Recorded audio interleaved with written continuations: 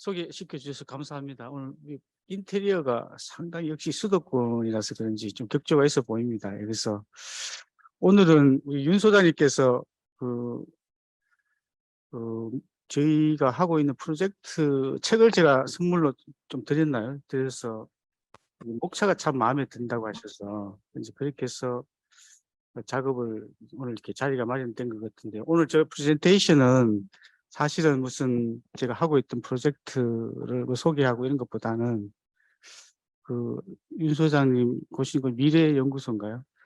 미래에 대한 얘기를 조금, 왜냐하면 아까 우리 부장님 진짜 좋은 얘기 하셨는데 이게 30년, 20년 이런 간격이 있으니까 제가 지금 약간 제가 좀 이렇게 개인적으로 저를 봤을 때 조금 대화가 필요한 사람인데, 왜냐하면 한 20년을 안 되는 일만 하고 앞에 보이지 않는 일, 미래 일을 끌어당겨서 누군가를 설득해야 되는 과정을 한 20년 보낸 것 같아요. 그래서 이게 어떤 느낌이냐면은, 이게 내가 지금 진짜 현실을 기반으로 해서 이렇게 좀 뭔가 냉철하게 보고 있는지, 아니면 항상 이렇게 타겟이 이제 10년, 20년을 기준으로 뭔가 일을 하다 보니까 이 간격이 상당히 있는 거죠. 저는 개인적으로 지인들에게는 이런 얘기를 솔직히 합니다. 그래서 제 주변에 있는 사람들은 삶이 많이 힘들어질 수 있다. 될 수 있으면 서로 만나지 말자. 일들을 항상 그런 일들을 많이 해왔는 것 같아요. 그래서 오늘 얘기는 어 그 미래 도시의 마스터 플랜에 대한 얘기인데요. 제가 볼 때는 그 마스터 플랜이라는 것이 제가 정의하기로는 오래된 얘기긴 한데, 현실의 그 재원과 제도 장치를 가지고 앞으로 미래에 벌어질 정치, 경제, 사회 환경을 어떻게 분배를 해서 그 계획을 제시하는 것인가. 이게 마스터 플랜이 정의더라고 보니까. 예전에 이제 오래전에 저 한번 둘러보니까. 그래서 특별히 이 미래라는 용어를 조금 우리가 고민을 좀 해볼 필요가 있겠다. 그러니까 이제 미래가 뭔가에 대한 얘기를 목차에 담으려고 고민을 하다 보니까 목차가 상당히 두꺼워졌습니다. 그래서 이렇게 얘기하기보다는 좀 이렇게 한번 제가 했던 내용들을 좀 설명을 드리면서 하면 어떨까 생각이 드는데요. 이게 제가 그 부산에코 하면서 2016년도인가 새만금 210만 평 대통령 그 공약상 210만 선도사업지구, 그때 김경욱 차관님이 지금 인천공항공사 사장님으로 계신 분이 차를 한잔 하시자고 해서 차를 하러 갔는데, 이거 좀 작업을 좀 해야 되겠다. 그렇게 해서 시작됐습니다. 그때 제가 케오트에서 부산 에코 델타 스마트 시티도 열심히 하고 있었을 텐데, 그때 그분이 이런 얘기를 하더라고. 여기 뭐 200만 평이지, 그것도. 여기 되게 세안 있는 얘기를 하셨어요. 이게 필지 하나는 그냥 공짜로 다 줘야 된다. 뭐 200만 평지 50만 평 그냥 주고 나머지는 그냥 공짜로 쓰고 나머지 이제 집객해서 사업을 만들어 가야 되겠다. 이런 얘기도 하시고, 하여튼 지금 호수가 4개가 그대로 있습니다. 사이즈는 좀 줄었는데. 그래서 제가 왜 이걸 얘기를 하냐면, 이제 미래라는 얘기, 이게 벌써 2016년쯤 됐으니까 벌써 몇 년이 지났네. 7년 지났는데, 새만금 옆으로 지나가면 그 선이 보여요. 지금 도로 닦고 지금 매립 열심히 하고 있고. 그래서 그래서 제가 깜짝 놀라기도 하고, 야, 이거 정말 선을 함부로 끄면 안 되겠다. 그거 하나 하고, 두 번째는 저기 내용에 대한 여러 가지 시행착오들, 지구 단위 계획, 뭐 토지 이용계, 용적, 거기에 몰입돼서는 안 되겠다, 이런 생각도 좀 많이 했었고. 왜냐하면 저기 살 사람은 제가 아니고 한 20년, 지금부터 조성하면 한 10년 뒤에 다 채워지면 결국은 2040년이잖아요. 이제 그런 얘기들. 그러다 보니까 자연히 미래에 대한 고민을 안 할 수가 없는 거죠. 그래서 그런 부분들, 이런 프로젝트도 한번 해봤습니다. 이건 이제 부산 360만 평. 이건 제가 2013년도에 영국에서 잘 놀고 있었는데, 진짜 잘 놀고 있었습니다. 예, 지금 학위도 마치고 차도 아우디 A6 뽑아서 돌아다니면서 대강 뭐 학교에서 대강 일도 하고 열심히 놀고 있었는데, 이게 뭐 그 한국수산공사였죠 그때. 그래서 여기서 360만 평 수변 도시를 만들어 달라 그래서 그때 제가 웬만하면 잘 안 흔들리는데 빈 땅을 보니까 이 도시계획 설계하시는 분들이 뭐 빈 땅 보면 좀 그렇지 않습니까? 설레고 그래서 여기 1년만 있다고 이제 가려고 했는데 한 8년 걸려서 첫 삽 뜨고 첫 공동블락은 1대 200 분양도 시켜보고 그 당시에 뭐 그 소형이 잘 팔리고 뭐 중대형은 안 팔린다 뭐 이렇게 그렇게 제가 회사 내부에서 많은 부분 그런 일이 있었지만 그건 약간 고급형으로 해서 그 필지가 1대 200으로 이제 분양도 시키고 저기에 스마트 빌리지라고 부산에 있고 스마트 빌리지가 있습니다. 축구장 한두 개 정도 사이즈인데 저기에 스마트 국가 시범지구가 지정이 되면서 저기를 스마트 빌리지란 작은 곳에 모든 기술을 담겠다. 그래서 대통령 행사였죠 사실은. 오시진 않았지만 얼마 전에 44개국이 왔다 그러더라고요. 그런 얘기들. 그런 얘기들이 이제 토지에 투영이 되다 보니까 사실은 여러 가지 이제 한 해 한 해 갈수록 시행착오를 많이 이제 겪고 다시는 그러지 않아야 되겠다. 그러면서 이제 대구에 또 오게 됐습니다. 대구에 정말 돌아가려고 했어요. 이제는 돌아가서 이제 다시 전국으로 복귀해야 되겠다는 생각을 가졌는데 그래서 강원도에서 좀 쉬고 가려고 했습니다. 강원도에 제가 지나가다가 위치가 좋아서 현금으로 산 그 운막집이 하나 있는데 동강 옆에 거기까지 또 대구시에서 찾아오시가 고향을 위해서 일을 한번 해보자 그래서 지금 2년째 있습니다. 그래서 이게 이제 대구 K2 대구공항 들어보셨죠? 대구공항이 지금 홍 시장님이 오셔서 엄청난 리더십을 발휘하고 계십니다. 그 국회의원 다 동원해서 지금 최근에 소위 국회 소위도 통과되고 해서 군의도 지금 대구에 편입이 됐고 해서 지금 군의로 이동을 하고 이동하면 빈 땅이 생기지 않습니까? 210만 평. 여기에 대구의 미래 50년을 담을 신산업, 신자본, 신인구 이렇게 해서 이렇게 담아야 된다. 그래서 마스터 플랜을 작년 민선 7기 때 이렇게 그렸던 건데 그렇지만 지금 업그레이드 돼서 24시간 글로벌 신성장 도시라는 개념으로 작업을 열심히 하고 있습니다. 그래서 이것도 2030년에 첫 삽을 뜨면 보통 210만 평이 제대로 채워지려면 최소한 15년 아닐까? 2030년이면 15년이면 2045년. 2045년이면 살아있을지도 잘 모르겠습니다. 2045년이면 우리 조카들이 거의 이제 한 40대 50대 될 그런 나이인데 그 시점에 무엇을 담아야 될 것인가 고민이 상당한 거죠, 사실은. 그래서 그러다 보니까 미래에 또 관심을 가질 수밖에 없고 그래서 미래 50년에 대구의 미래 50년을 바꿀 내용을 지금 열심히 지금 작업하고 있는 상황이고요. 그래서 아마 이 마스터 플랜을 우리 윤 소장님께서 보신 것 같아서 그래서 인천에서도 우리 기획관님이 이거 그냥 선물 한 건 보내드렸는데 다 봐야 된다 그래서 제가 거기도 발이 좀 갔는 것 같습니다. 근데 뭐 같은 공기관이 있으니까 근데 그 마스터 플랜이 수요가 상당히 많은 것 같아요. 그게 이제 그 이유를 보니까 뭐 잘 만들었다기보다는 마스터 플랜이 가지고 있는 정의, 미래의 가치를 어떻게 그 시점에 맞춰서 지금의 현재 리소스를 가지고 분배하고 계획하고 집행할 것인가 계획을 제시를 해야 되니까 그래서 그런 부분들이 좀 담겨 있어서 그런 것 같습니다. 실제로 그렇게 작업을 하고 있고요. 제 앞에 있는 책들은 지금 이제 그 항구하고 강이 나와 있는데 이제 문화만 쓰면은 이제 수변도시 편은 완성이 되는데 그 옆에 노란색 보이시죠? KPI. 지금 대통령 이제 여기도 설명을 드렸고 저게 좀 지금 동남아에서 상당히 인기가 있다고 합니다.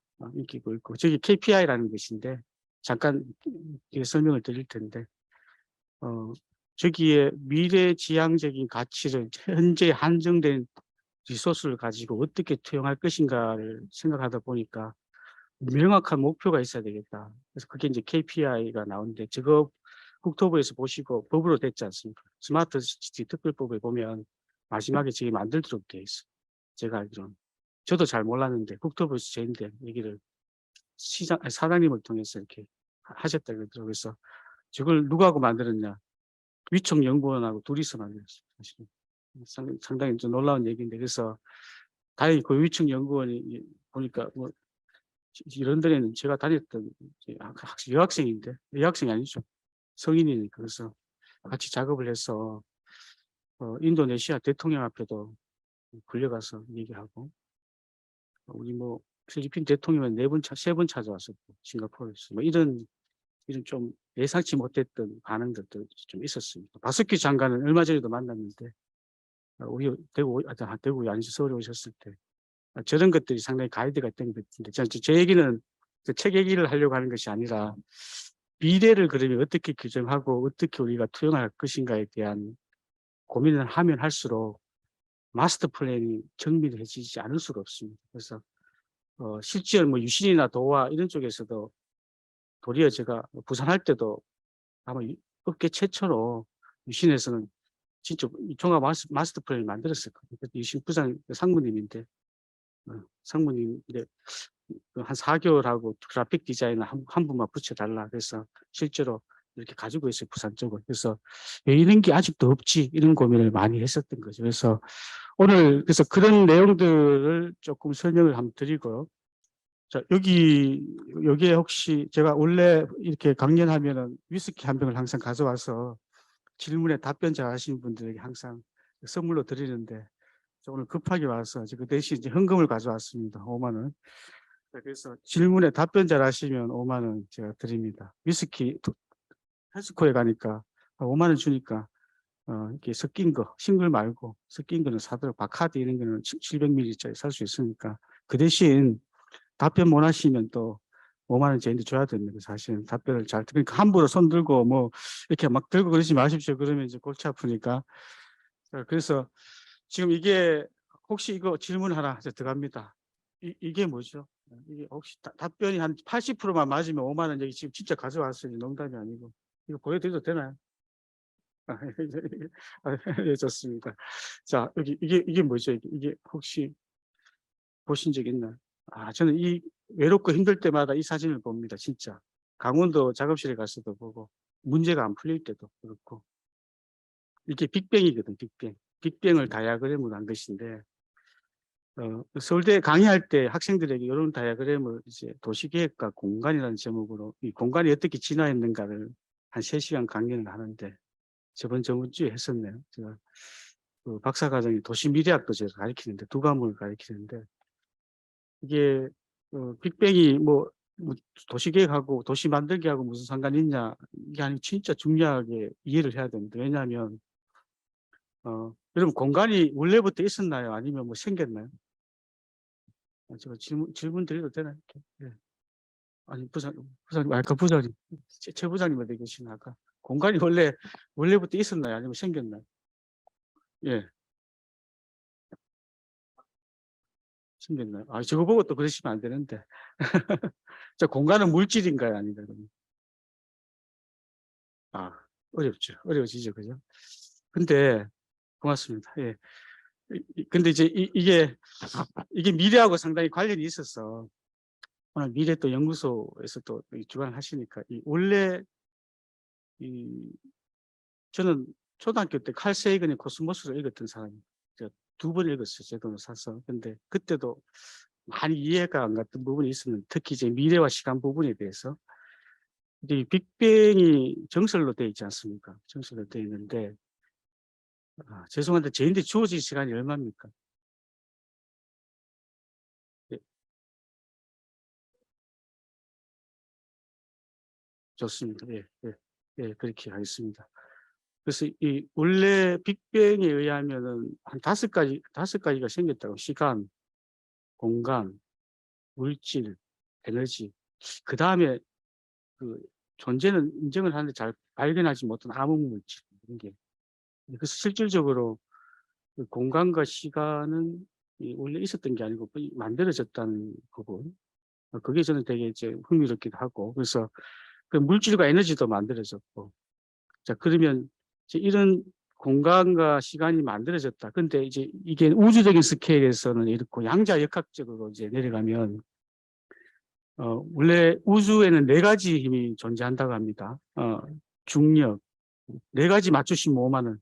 네 가지 혹시 아시는 분 계시나요? 아, 진짜 이거 좋습니다. 제가 설명드리겠습니다. 예, 예. 중력, 전자기력, 약핵, 약핵력, 강핵력. 그러니까 중력과 전자기력은 이제 우주적인 스케일에서 이제 아인슈타인이 어느 정도 정리하려고 노력을 많이 했고, 그 아원자 세계, 원자 세계에 들어가면은 핵력과 강핵력이 있는데, 원자 세계에 들어가면 놀라운 현상들이 일어납니다. 그게 뭐냐면, 미래와 관계에 있어서 제가 찾은 미래의 어떤 그 본질인데, 이게 아원자 세계에 들어가면은 전자라는, 원래 전자가 이게 물질인가요? 아니면 이게 뭐죠? 전자가 원래 존재하는 입자 맞죠? 어, 네, 그렇죠. 근데 이게 20세기 100년 동안 물리학자들을 정말 조금 속된 말로 돌게 만든 현상인데요. 이게 관찰을 하지 않으면 존재하지 않아요. 파동으로 존재하다가 전자가 이렇게 바라보면 입자로 존재하는 그 양자역학이 양자 컴퓨터 얘기하고 비슷한 그래서 미래학자들이 얘기로는 우리의 모든 우주의 물질이 이제 아원자 세계로 이루어졌는데 이게 실제로는 관찰되지 않으면 존재하지 않을 수 있는 파동으로 다 존재하고 있다.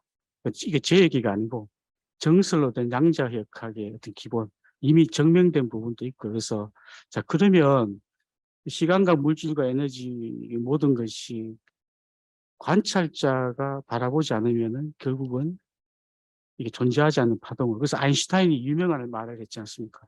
그러면 내가 고개를 돌려서 저 달을 보지 않으면 달이 존재하지 않는 거니 뭐 이렇게 신은 주사위를 던지지 않는다 이런 말 들어보셨죠?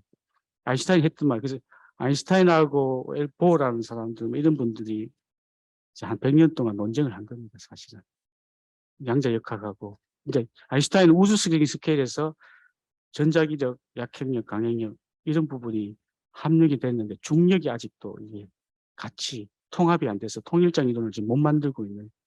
근데 그걸 이제 블랙홀에서 찾으려고 많이 노력하고 있는데 그래서 이야기의 요지는 우리가 미래라는 것이 결국은 형상을 띠고 실체화되기 위해서는 누가 있어야 되는가에 대한 관찰자, 관찰되어야만 이게 입자가 되고 규정이 된다는 것이 핵심이거든요. 그래서 또 하나 놀라운 뭐 이런 뭐 물리학적으로 증명할 수는 없지만 시뮬레이션 우주 뭐 이런 거 왜냐하면 관찰되지 않은 것은 아직 존재하지 않기 때문에 뭐 이런 얘기들이 이제 완성이 되는 거죠. 그래서 저는 이제 정치하시는 분들이나 시장님이나 뭐 여기 계신 또 우리 부장님들 뭔가 이렇게 우리가 지금 아까 제 프로젝트 세계가 거의 30년 스케일입니다. 30년.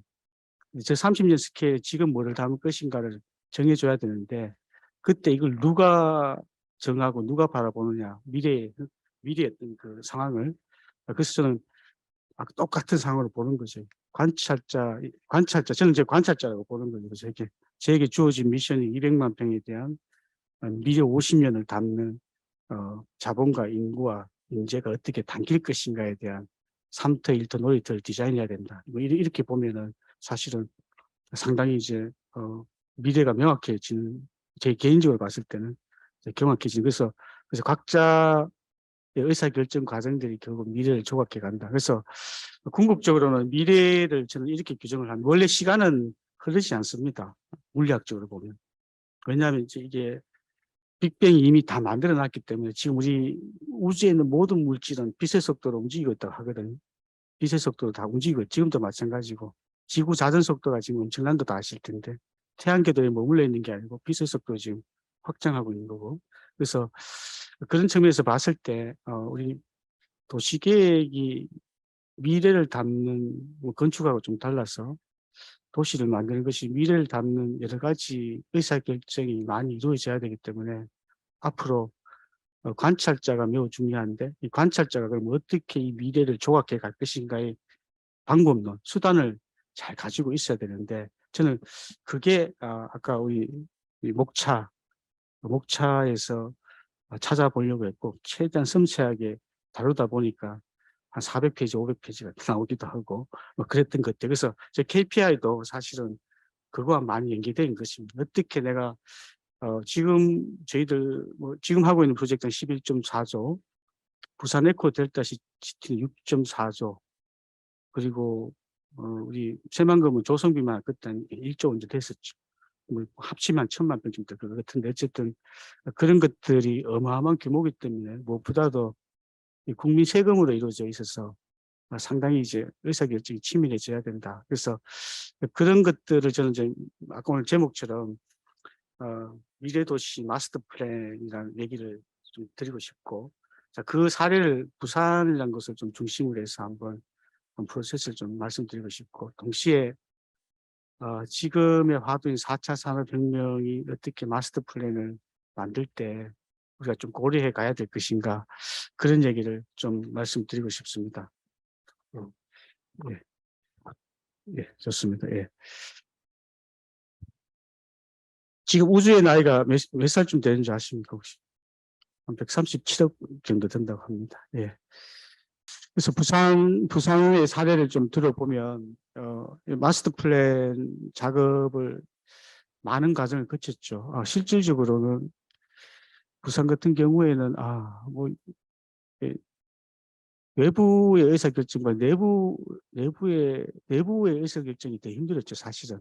저는 이제 제가 지향하는 바와 이제 원래 기존 조직이 가지고 있었던 그런 전통적인 방법들, 일단 그쪽에는 아마 생각해 보면 분양 빨리 해서 땅을 팔아서 저 도시를 빨리 이제 팔면 이제 그게 미션이고 저는 좀 잘 만들어야 되겠다는 미션들. 그래서 그때도 스마트 시티가 국가 시범지구로 부산에 지정이 됐습니다. 그때 스마트 시티라고 하지 말고 스마트 시티는 지금 뭐 시간이 지나면 다 스마트해져야 될 텐데 지금 전국 지자체에서 다 스마트 시티를 하고 있지 않습니까? 그래서 퓨처풀 미래를 담보하는 도시가 돼야 된다. 저는 이렇게 주장을 하고 제가 개인적으로 외부에 나갈 때는 이 제목을 바꿔서 이렇게 했어요. 이렇게 해서 부산 그 에코델타 스마트 시티를 홍보하고 다녔었는데, 그래서 그 내용들을 조금 보면 그 잘 아시는 그 우리 스마트 시티를 만들 때 UCT라고 다 들어보셨지 않습니까? UCT. UCT가 상당히 좀 저는 비판하고 싶지는 않고 해외에서는 많이 인용이 되고 있었는데 한국 내부에서는 UCT가 참 빛을 못 발했다 한 7년 정도 그 정부에서 투자를 한 걸로 알고 있는데 그 문제를 저희들이 엄청나게 고민을 했죠. 시범지역 2018년도에 360만 평 부산 지역에 80만 평이 지정이 돼서 세종시는 그때 속도가 느려서 거의 부산 쪽에 올인이 돼 있었습니다. 그래서 한 4년 동안 이거 뭐 청와대에서 관리하는 프로젝트라서, 그리고 거기 아시안 행사도 해버렸습니다. 중공신과 함께. 그래서 상당히 이제 좀 고생을 했던 프로젝트인데 그때 저희들이 가장 미래지향적인 그 목표가 뭐냐. 그래서 저희들이 삶의 질로 너무 간단한 결론으로 났습니다. 결국 기술의 궁극적인 목적은 삶의 질을 높이는 것이다. 그래서 Quality of Life, QOL이 그런 의미입니다. 그래서 일단 삶의 질을 많이 높여야 되겠다. 그게 가장 미래 도시의 모습이 아닐까. 스마트 시티 기술을 통해서. 그래서 삶의 질을 높이는데 여기가 그러면 이 삶의 질을 높이는 것도 돈이 많이 들지 않습니까? 그래서 이걸 어떻게 그러면 우리가 한정된 재원을 가지고 해야 될 것이냐. 그래서 국가에서 이 시범지구를 지정한 겁니다. 80만 평 지정을 해서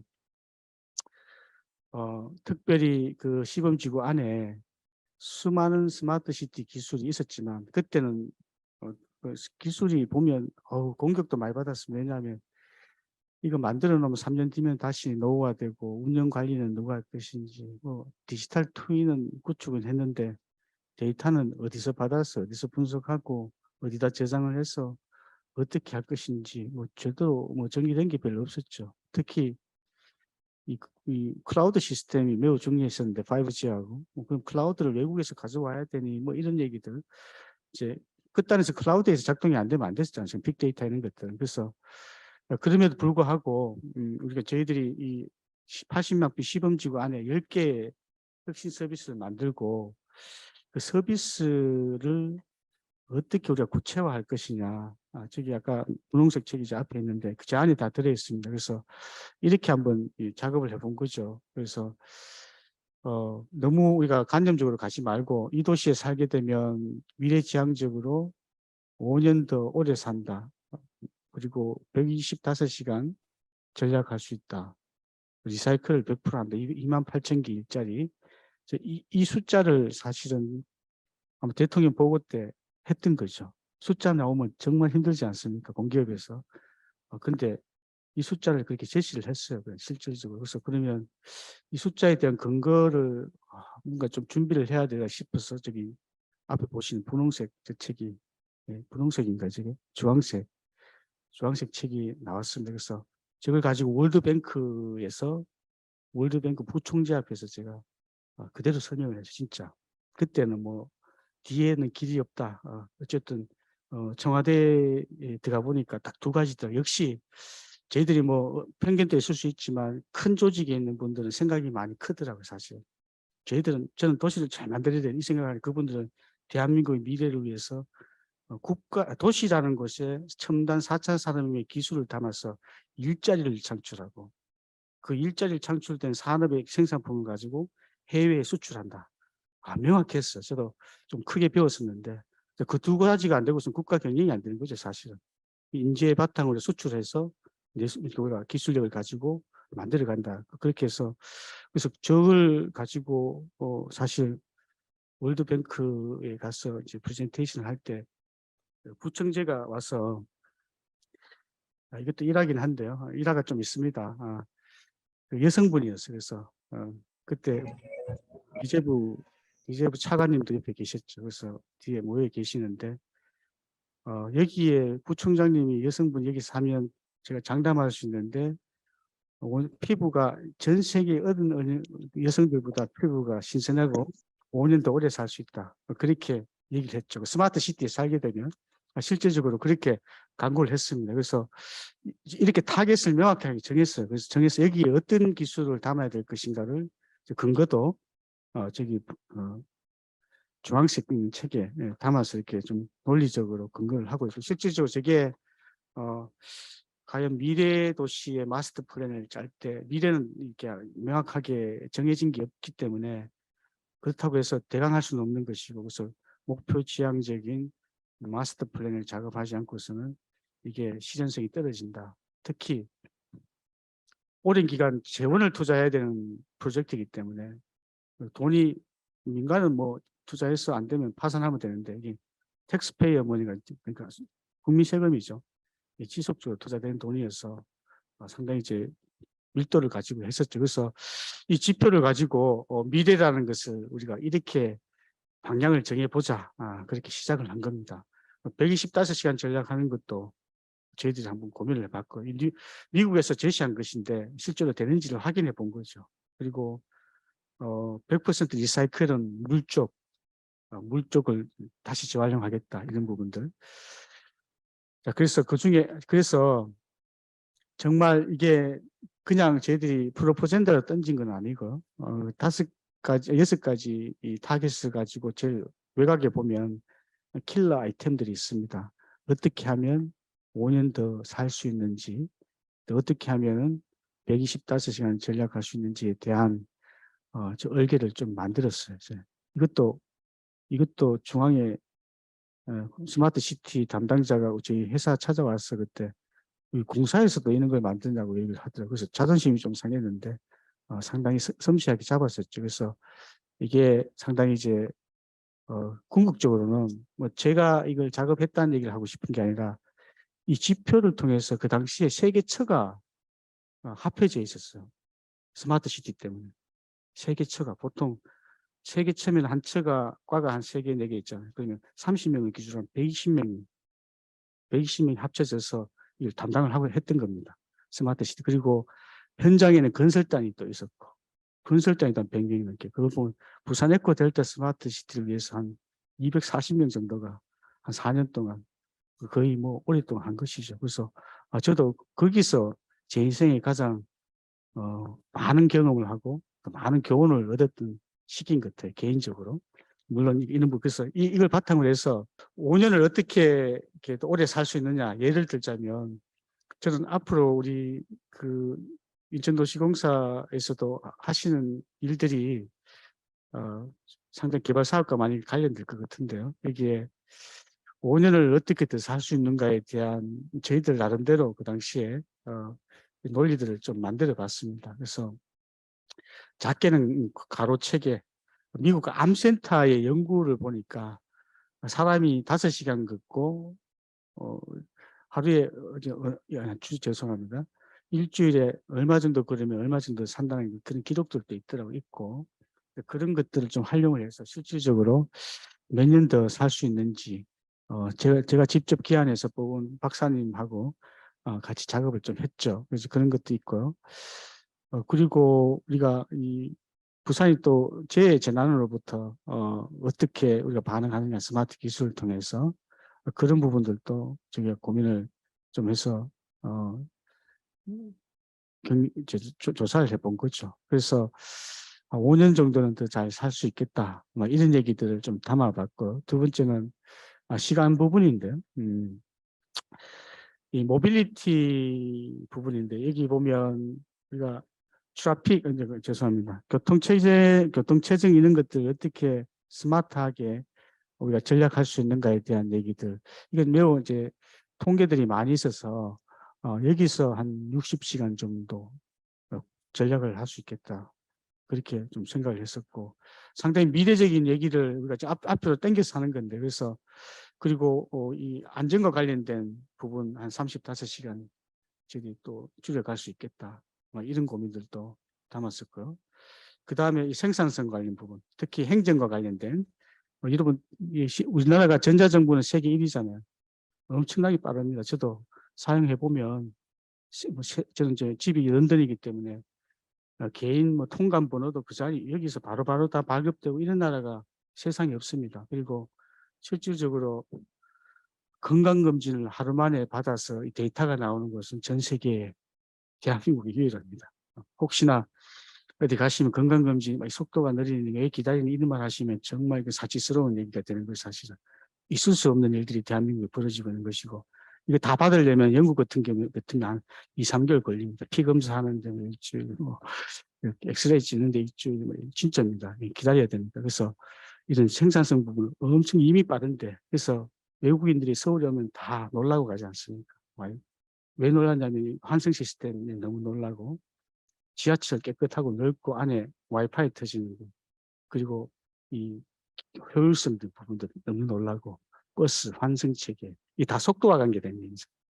그래서 우리 민족이 속도 부분은 사실은 세계를 점유하고 있다. 감히 그렇게 좀 말씀드릴 수 있고 그래서 행정 부분도 상당히 이게 일리 있게 작업이 되고 있는 것이죠. 그래서 한 21시간 헬스케어 제가 제일 많이 좀 관심을 가지는 부분인데 부산 할 때는 그 엄청난 양의 땅에 이 산단이 아름다운 강 사이에 있어서 저거는 헬스케어로 해서 소위 말하는 이제 리모트 헬스케어, 원격 진료, 고객은 아센, 중앙아시아 거기에 서울대 병원 같은 종합병, 병상 1,000호 정도 되는 종합병원 유치를 하면 참 좋겠다. 그래서 실제로 도시계획 허가가 난 토지용 산업용지를 바꿔서 체리용 글로벌 헬스케어 진짜 토지용 싹 바꿨습니다. 바꾸고 거기에는 사는 사람들이 원격 진료가 가능하게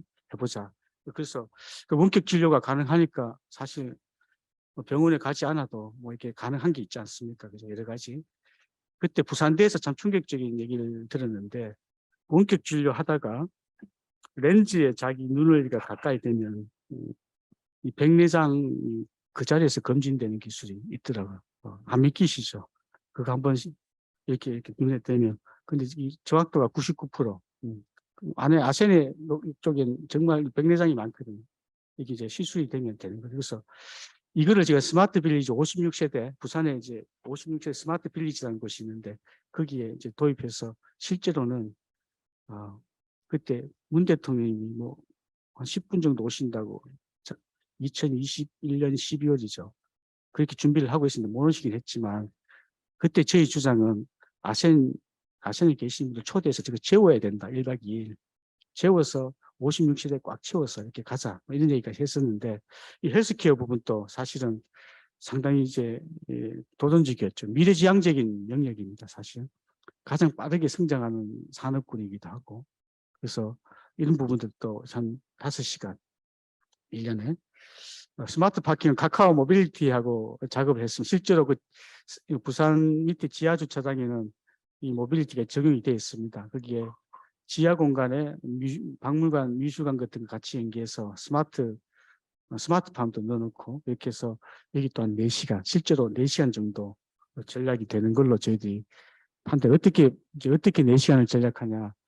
1억 정도 하더라고요. 이렇게 로봇이 이렇게 해서 들어서 주차장 앞에 차를 주차하면 들어서, 그래서 한 3대 정도 저희들이 실제로 구입을 해서, 근데 이게 뭐 3대 가지고 되겠냐. 근데 정말 한 대씩 설득해서 이렇게 제한하는 게 만만한 길은 아니었죠. 그래서 그렇지만 이런 것들을 시범 지구이니까 이런 걸 작업을 했었어요. 그래서 전체적으로 합쳐 보니까 한 125시간을 만들어 갈 수 있겠다. 그래서 뭐 쉽지 않은 얘기지만 대외적으로 125시간을 우리가 전략한다. 부산에코 델타시티에 사시면 최소한 125시간을 가사에 환원을 하든 자기 개발을 쓰든 또 어떤 용도로 쓰든 125시간을 세이빙할 수 있다. 이렇게 결론을 내리고 아까 6가지 킬러 아이템들을 이제 전 거죠. 그래서 이 얘기는 이제 과정상에 있는 얘기고, 결국은 미래 도시를 만들 때 마스터 플랜의 그 가이드라인을 잘 제시를 해야 되는데, 물론 상업적인 목적은 돈을 많이 벌기 위해 제시를 해야 되겠죠. 상업적인 것은 최대한 이 자본주의 사회에서 결국은 자본의 논리를 거스릴 수는 없지만, 이거는 지금 국가에서 시범적으로 하는 공공재이기 때문에 거기에 또 충실한 거고, 만약에 제가 민간에서 요구된 상황이라면 최대한 자본이 주변의 상황을 거스르지 않은 상태에서 부가가치를 창출할 수 있도록 만들어야 되겠죠. 그렇지만 이거는 국가 시범지구였기 때문에 이런 식으로 미래에 일어날 일들을 이렇게 예측을 해서 이렇게 숫자로 제시를 했습니다. 그런데 이렇게 제시하는 것은 상당히 리스키하죠. 사실 질문도 많이 들어올 수 있고. 그래서 이걸 한 6개를 만들어서 아시안 행사 때 지금 이제 우리 부스에 올려놓으니까 LH가 좀 힘들었죠. 한 4년 동안 저하고 일하면서. 사실은 LH가 10억 쓰면 저희들은 한 3, 4억 써도 부스에는 항상 저희 쪽에서 많이 이렇게 관심을 좀, 뭐 자랑이 아니고 실제로 좀 그랬습니다. 그래서 LH 경영진들이 저 친구 뭐냐 뭐 이런 얘기를 많이 하셨다고 하더라고요. 그래서 만나보니까. 그래서 어쨌든 그렇게 해서 이런 얘기들을 아주 명확하게 담고, 실제로 지금도 새만금도 스마트시티 마스터 플랜이 따로 있었는데, 이런 접근을 우리가 미래는 불확실하지만 이렇게 가야 되지 않겠나는 얘기를 가이드라인을 많이, 실제로 제가 마스터 플랜도 스마트시티 버전은 깊숙이 관여해서 제가 제시를 한 경험이 있습니다. 그래서 이런 부분들. 그래서 조금 더 질문하고 대답하는 시간이 있으면 좋을 것 같아서, 제가 그래서 이 3개의 프로젝트를 하면서 참 많은 경험이 있었는데요. 특히 이 스마트 시티와 미래 도시에 대한 얘기들이 상당히 제 개인적으로 많이 다가왔는데, 그러면 현재를 기점으로 봤을 때 과연 우리가 지금 미래를 규정하고 있는 큰 트렌드가 뭐냐? 그 큰 트렌드가 지금은 뭐로 되어 있습니까? 저는 물어보고 싶은데. 숫자하고 연계되어 있는데. 4차 산업혁명. 4차 산업혁명. 4차 산업혁명이 확실히 온 건 온 것 같습니다. 최근에 챗 GPT를 보니까, 제가, 저희들이 이제, 사례를 찾으려고 우리 동료들이 한 3주 고생한 거를 그날 제가 챗 GPT를 오픈하고 로그인해서 사례 영어로 치니까 정말 리스트가 그냥 정말 이제 검색의 시대는 끝이 났다는 말이 실감날 정도로 일목요연하게 정리가 돼서 나오는 거 보고 깜짝 놀랐었는데, 이제 정말 시대가 무서운 시대에 돌아요. 그래서 지금 대구에 하고 있는 프로젝트는 많은 부분 도시 자체가 반도체가 돼야 된다. 인공지능 기반.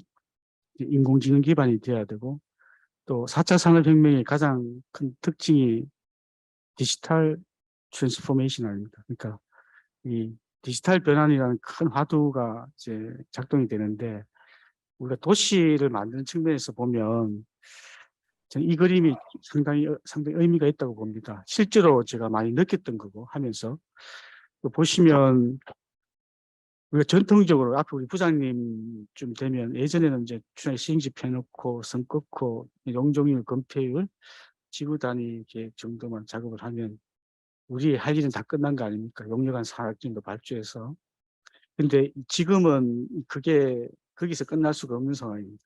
왜냐하면 4차 산업혁명이 들어오면서 크게 한 4가지 키워드가 있는데, 빅데이터, 인공지능, IoT, 그다음에 AI VR, 이제 요즘은 메타버스라고 얘기를 하더라고요.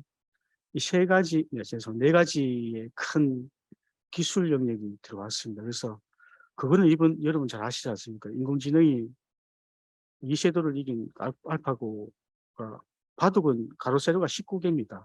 이걸 우리 수학에서 배운 경우의 수로 하면 19 곱하기 18 이렇게 가보시면 어마어마하거든요. 그래서 근데 뭐 알파고가 4대1로 이겼나요? 4대1로 이긴 걸로 알고 있는데, 그쵸, 4대1입니다. 그죠? 그때 알파고가 쓴 전력이 100만 와트 정도 되고, 이세돌이 한 20와트 정도. 20와트 썼던 20와트. 그래서 이면세계를 잘 이해를 해야 되는데, 그래서 지금 로봇이 막 뜨고 있지만 결국 로봇이 배터리가 약해서, 배터리가 무겁고 약하니까 이게 로봇이 한계가 있는 거죠. 그래서 배터리 기술이 그렇게 지금 강조하고 있는 거죠. 이게 소형화되고 경량화돼야만 앞으로 로봇이 작동이 될 가능성이 많이 있어서, 차도 마찬가지고.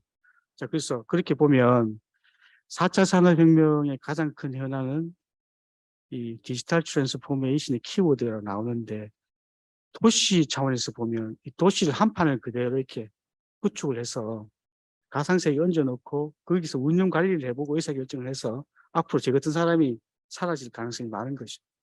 실제로 예를 들자면 이제 뒤에 보여드릴 텐데, 뭐 최적의 용적률 검토율, 또 지금 이미 그런 스타트업들에서 그렇게 만들어 놨더라고요. 그래서 혹시 들어보신지 모르겠지만 인천이나 요 주변 지역이 한 10,000평 정도는 재개발하면 이게 사업성이 나오는지를 지금 돌리면 30분 만에 가능한 거 아시죠? 나옵니다. 제가 지금 사용하고 있어. 제 프로젝트에. 경기 구역 밖에 있는 곳은 재개발도 같이 해야 되겠다는 생각이 들어서 그런 것도 돌려보면 인공지능 기반의 분석을 해서 데이터는 전부 다 국가에서 제공한 데이터. 정확도는 물론 다시 나중에 보정을 해야 되겠지만 그런 시대에 와 있어서 저 오른쪽에 있는 세상을 우리가 어떻게 앞으로 받아들여야 될 것인가가 저는 관건이라고 봅니다. 미래에 있어서. 그래서 저 미래 시대의 마스터 플랜 과정은 결국은 디지털 버전도 같이 나와야 되는데, 거기에 오른쪽 세계에 있는 마스터 플랜을 같이 만들어야 되는, 같이 만들어야 돼요. 그래서 저게 제일 힘들었습니다. 사실 왜 같이 만들어야 되냐. 이게 욕을 얻어먹고 4억 주고 만들었던 그 디지털 케이블인가? 그 케이블 박스인데, 그때 대통령이 오신다는 그 56세대 스마트 빌리지를 실제로 시뮬레이션을 한 거죠. 저 박스 세팅하는데 가로 세로 4m, 높이 4m인데 한 10억 줬는 것 같아요.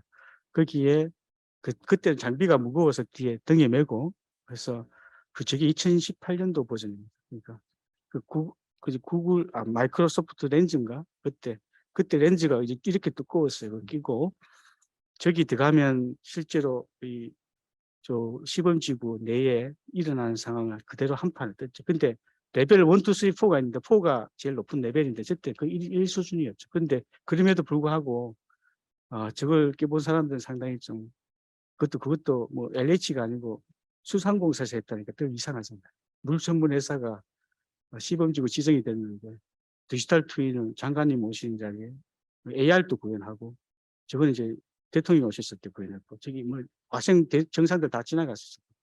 그래서 보고 실제로 정말 정밀하게 어느 정도 이제 중요한 가로를 집에 상점에 들어가면 이렇게까지 구현을 해서 집으면 가격 나오고 실제로 차를 타고 가는군요. 그래서 근데 저기 비가 왔을 때 비가 어느 정도 차는지까지도 이렇게 시뮬레이션. 그래서 그때 이제 우리나라 기술들이 상당히 앞에 와 있구나. 2018년 기준으로 보시면 지금 벌써 4년, 6년 지나요.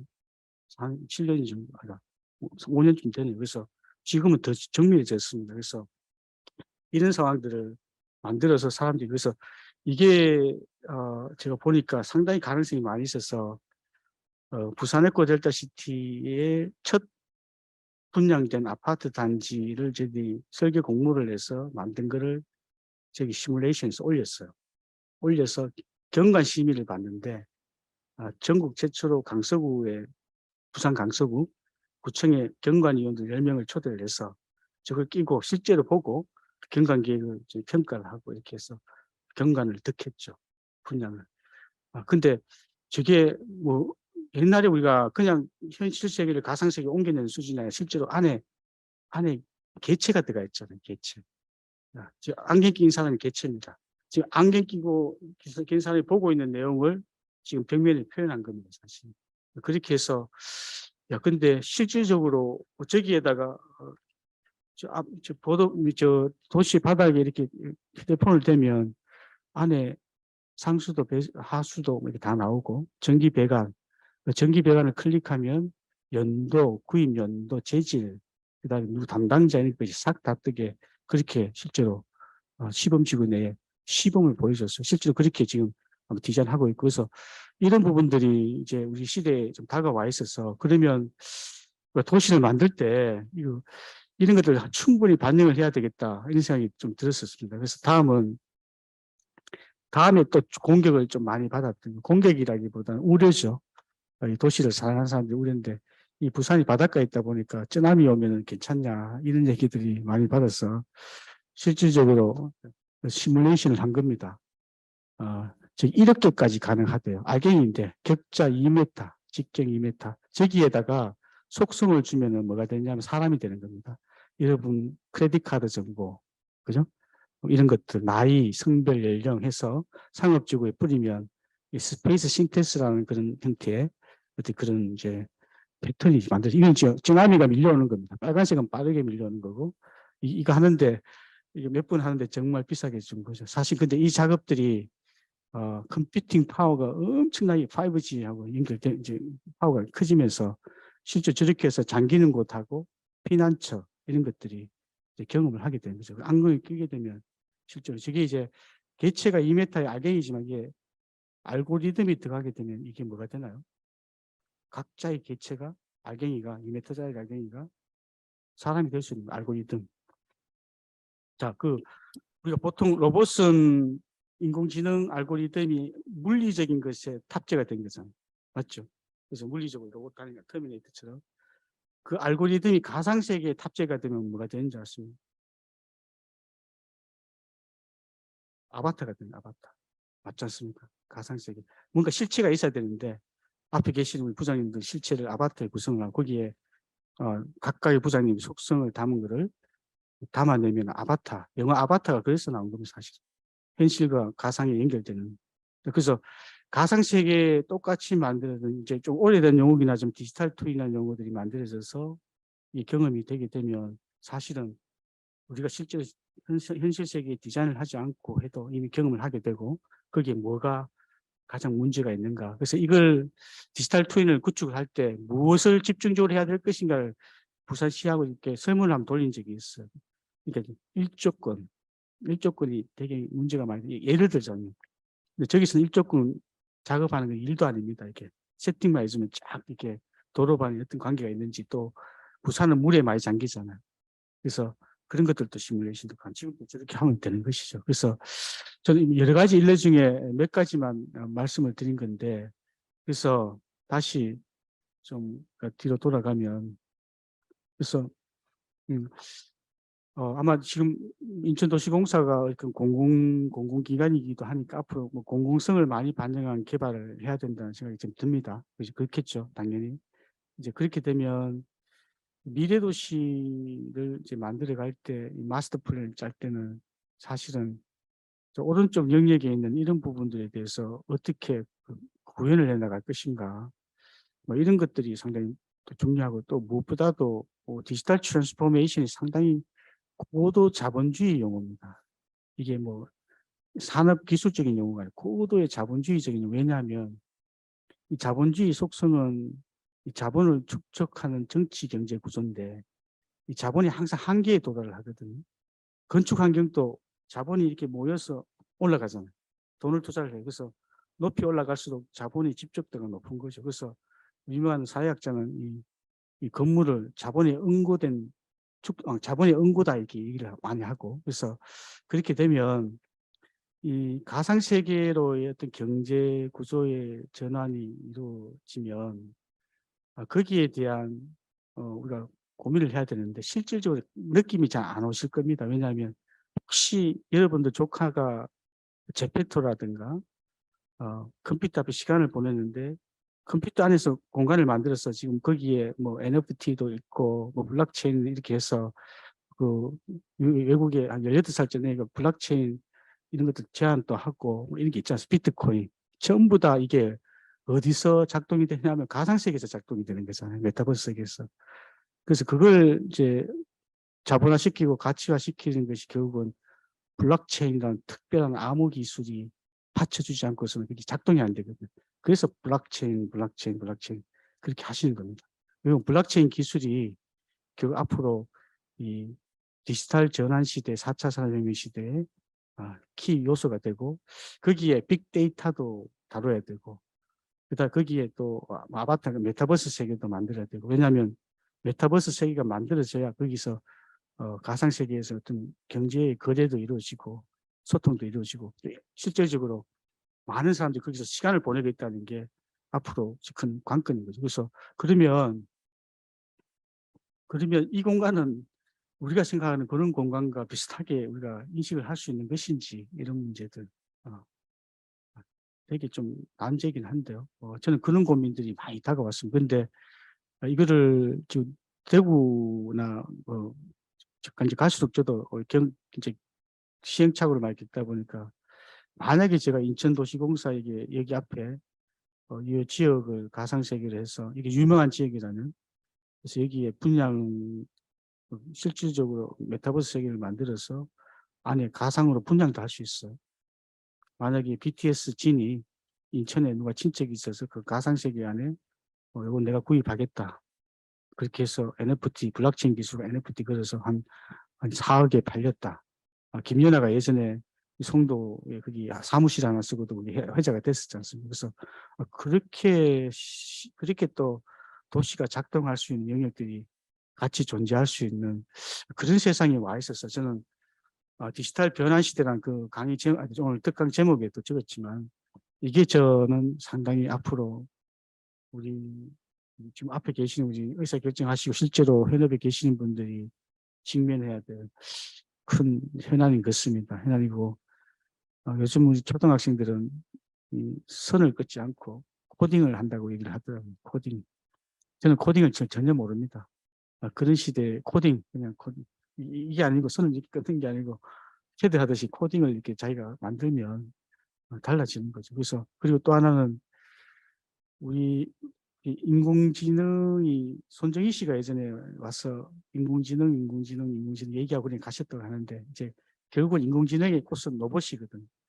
자, 그런데 만약에 여러분 길거리에 카센터가 사라지고 그 카센터가 로봇 수리하는 이제 대리점 수리점으로 바뀔 가능성도 앞으로 그렇게 되면 그 로봇의 주체는 경제학적인 측면에서 보면 인간은 아니지만 고도의 정밀한 인공지능 기반의 하드웨어를 가진 로봇이 물건을 사고 다니고 그렇게 되면 결국 그것도 인구 감소 저는 뭐 그렇게 얘기합니다.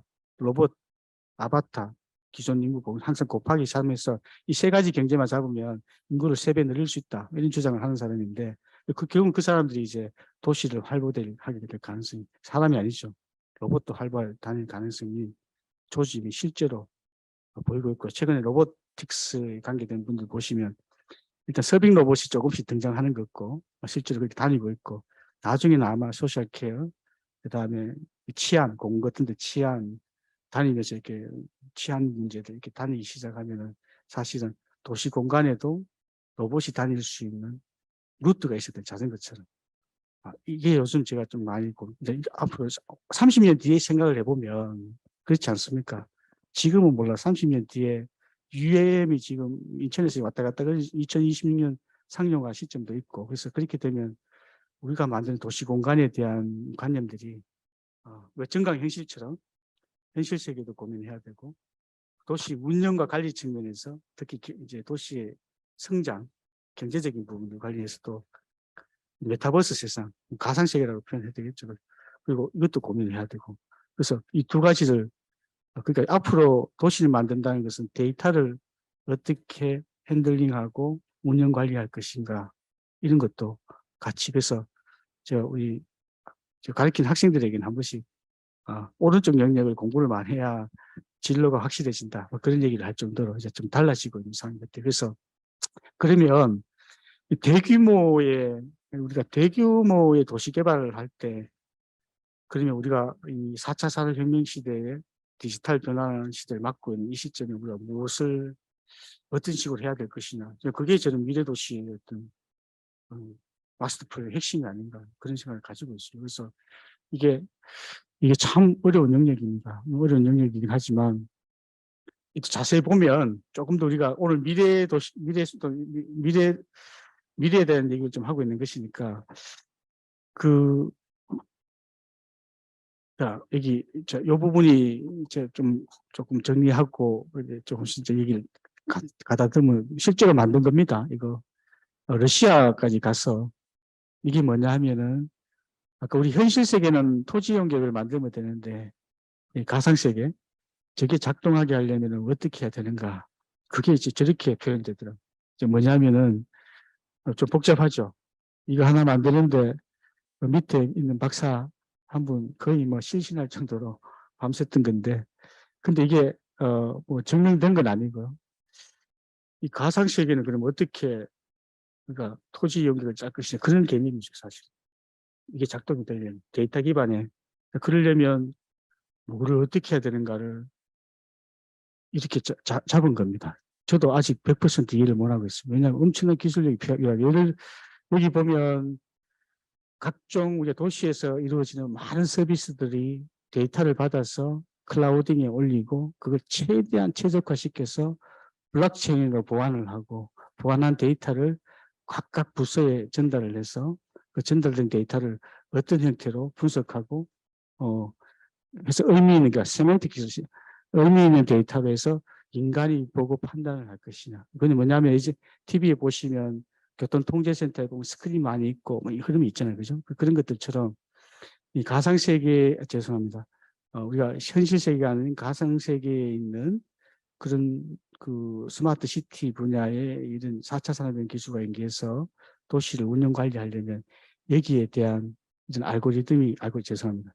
이 청사진이 이렇게 나와야 되는 것이죠. 근데 여기를 하나하나 지금 열심히 지금 IT 쪽에서 작업을 하고 있는 거예요. 블록체인을 어떻게 해야 될 것인지, 그럼 여기 센서는 또 어떻게 박아야 될 것인지. 로봇이 한번 다니려면요. 구글은 아시죠? 구글 자율주행차. 2003년 기준으로 봤을 때 제가 기억나는 거는, 구글 회장이 구글 자율주행차가 도로 위에 한번 뜨면 1초에 3기가바이트의 데이터가 생성된답니다. 1초에. 그러니까 안전해야 되잖아요. 예, 거의 뭐 초정밀하게. 그래서 1초에 3기가바이트 데이터, 2초는 6기가 막. 근데 그 데이터가 다 의미 있는 데이터는 아니잖아요. 빨리 판단해서 버릴 거 버리고 자기가 원하는 목적에 맞게 분석해서, 그러면 컴퓨팅 파워가 무시무시해야 되고, 그 다음 데이터가 오는 속도가 아무리 비슷한 속도로 오지만 우리 교통사고는 뭐 1cm, 2cm 오차가 있으면 안 되지 않습니까? 수술할 때도 마찬가지고.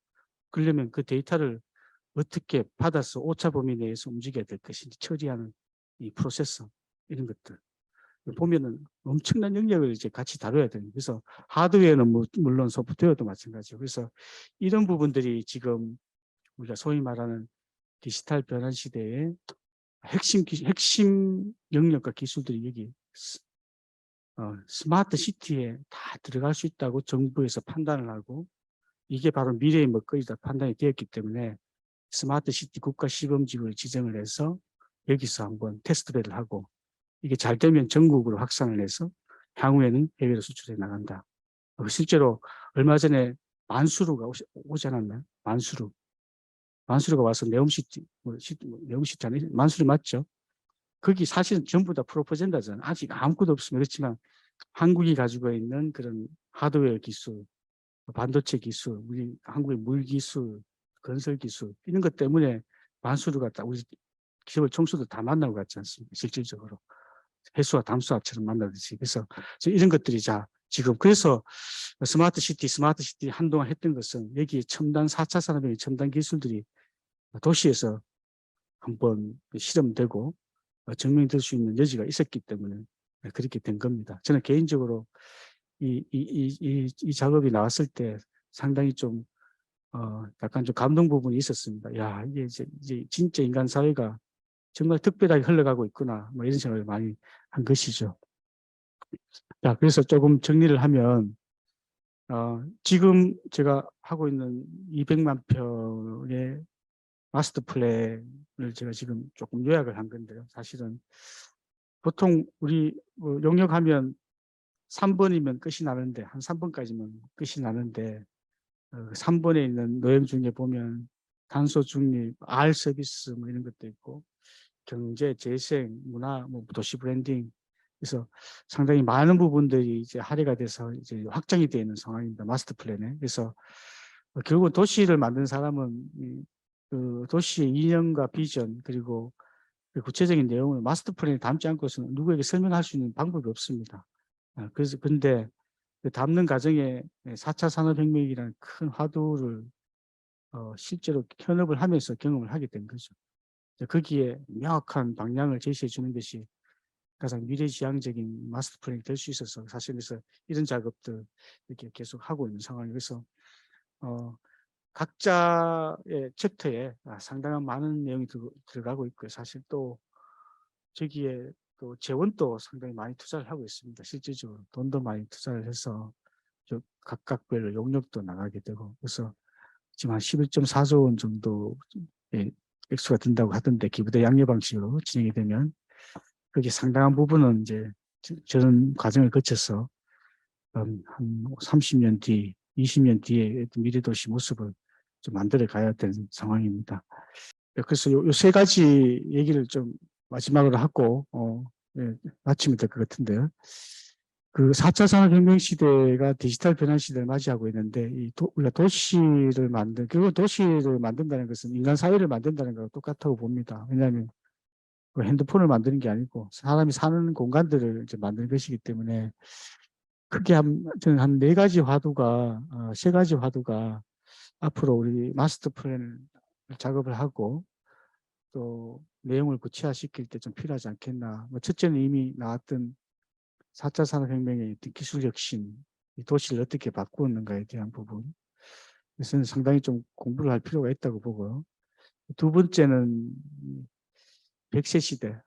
제가 가끔씩 좀 힘들면 목욕탕에 가는데 목욕탕 거의 안 갔습니다. 한 10년 넘게 안 가요. 얼마 전에 동네 목욕탕을 가니까 그 입구 쪽에 그 책장 같은 곳에 전부 다 이렇게 가방이 하나씩 있더라고요. 알고 보니까 할아버지들이 월별 비용을 지불하고 제가 들어가니까 할아버지 한 6-7명이 다 쳐다보시더라고요. 젊은 사람이 젊지도 않은데 그러니까 제가 보니까 전부 할아버지들이 목욕탕에서 저녁에 이렇게 앉아 계시던데 사실 제가 유학 갔을 때 97년도에 왜 영국에 저렇게 할아버지 할머니들이 많은가 또 일하시는 분도 많고 이제 지금 그 시대가 정확하게 돌아온 것 같아요. 그래서 이 100세 시대 부분 원래 이제 결국은 인간이 모든 것이 주체이기 때문에 이 고령화 시대의 100세 시대의 문제 도시에서도 상당히 중요한 화두가 왜냐하면 경제적인 구조에서도 그렇고 사회적인 부분도 그렇고 특별히 또 우리 도시 인구가 늘어나지 않습니까? 오래 살면 한 70억 됩니까? 한 70억 되는 걸로 알고 있는데 그래서 가끔씩은 우리가 우리나라가 이제 인구 소멸한다고 인구를 많이 낳으라고 하는데 지구적인 측면에서 보면 엄청나게 많은 거지 인구가 지금 한 70억 되니까 그래서 이걸 어떻게 해결할 것이냐의 문제들도 상당히 중요하게 작동이 될 거고 마지막은 이 기후 변화가 좀 치명적인 것 같습니다. 그래서 탄소 중립 제가 뭐 대통령 직속 이렇게 지역 전문위원회 있지만 뭐 얼마 전에 나왔었는데 전략이 국가 차원에서. 그렇지만 이게 정말 힘든 과정인 것 같아요, 보니까. 그래서 이 기후 변화와 관련된 것들도 지금 크게 한 3가지 측면에서 도시를 만드는데 제일 큰 화두가 되고 있고 실제로 고민을 많이 하고 있는 영역입니다. 그래서 앞으로 이게 뭐 이 수도권이라서 어떤지는 모르겠지만요. 이 3가지들이 도시의 어떤 비전과 방향을 정하는데 상당히 변수로 작동할 것 같다 하는 말씀을 좀 드리고 싶습니다. 그래서 마지막으로 다시 또 같은 그림으로 돌았습니다. 그래서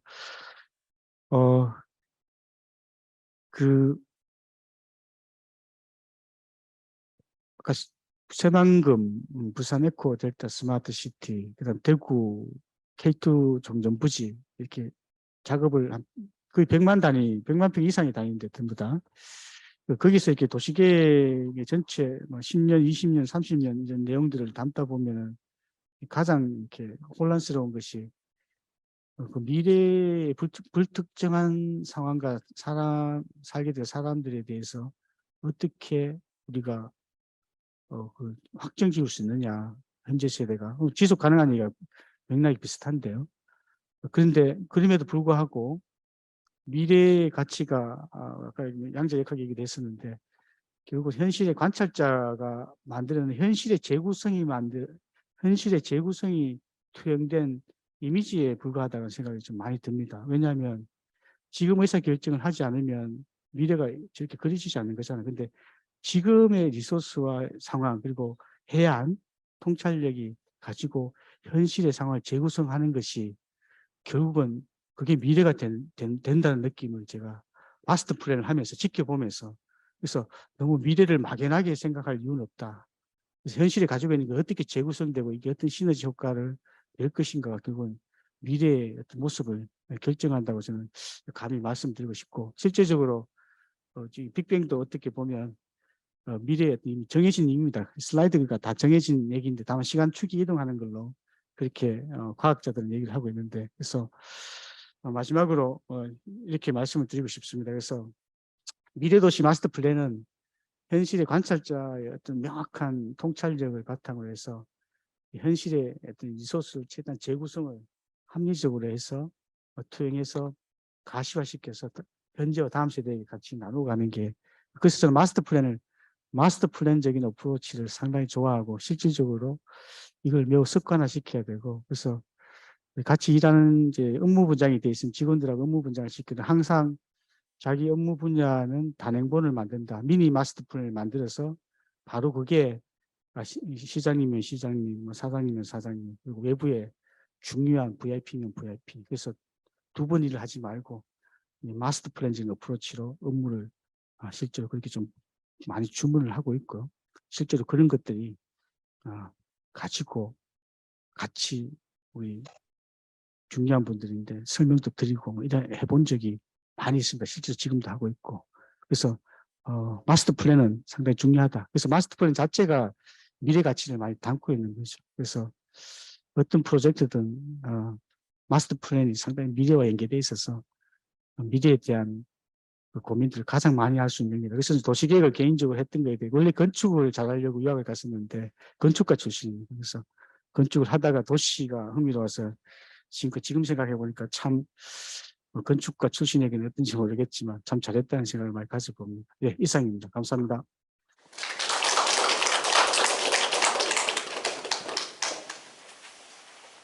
네, 다시 한번 열정적으로 강의해 주신 박사님께 뜨거운 박수 부탁드리겠습니다. 네, 처음에 사실 제가 허를 찔렸습니다.